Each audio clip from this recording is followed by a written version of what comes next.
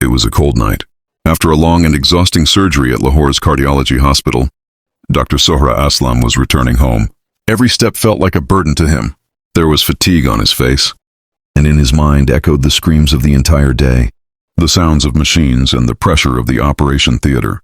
When he reached home, his wife was in a deep sleep. Both children were also sleeping peacefully. But inside Suhrab there was nothing left called peace. He wanted an emotional and passionate welcome. But the silence only increased his restlessness. He tried several times to lie down and sleep, but sleep was miles away from his eyes. Around midnight he quietly got up. He put on his jacket and gloves, started his motorcycle, and went out. At that time, all of Lahore was wrapped in a white sheet of fog. Mall Road was deserted. The yellow light of the electric poles was creating long and terrifying shadows on the road. A short distance away, a young man was sitting by the roadside smoking a cigarette. Suhrab silently approached him. There were a few moments of silence, and then a bullet blew his forehead apart. That same night, Suhrab killed 4 more people, and after that he returned home and slept as if nothing had happened. This had become the routine of his life. A savior who saved lives during the day, and a beast who snatched lives at night. This is the story of a serial killer doctor from Lahore about whom very few people know. Dr. Suhrab Aslam was born into an influential business family that soon left Pakistan and moved to America. Suhrab enrolled in the University of Texas Medical School in 1972 and received his education in cardiology from there. His extraordinary abilities amazed even senior heart specialists in America.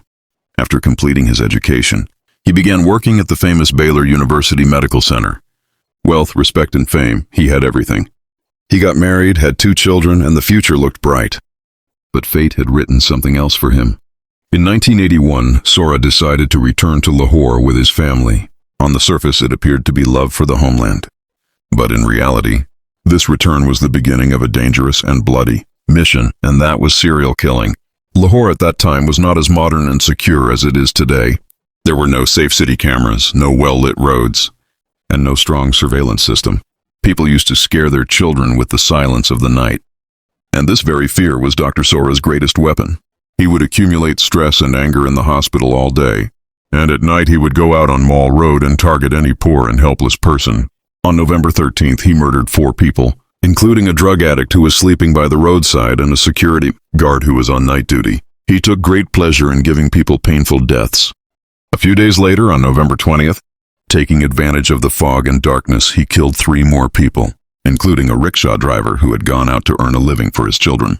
A wave of fear spread throughout Lahore. The police were on alert, and warnings were published in newspapers that an unknown killer on a motorcycle was targeting poor people on Mall Road. But Suhrab did not stop. He killed a hotel waiter just because the food was brought late. On the night of December 9th, a boy working at a medical store became his last victim. Coincidentally, a police team was already present nearby.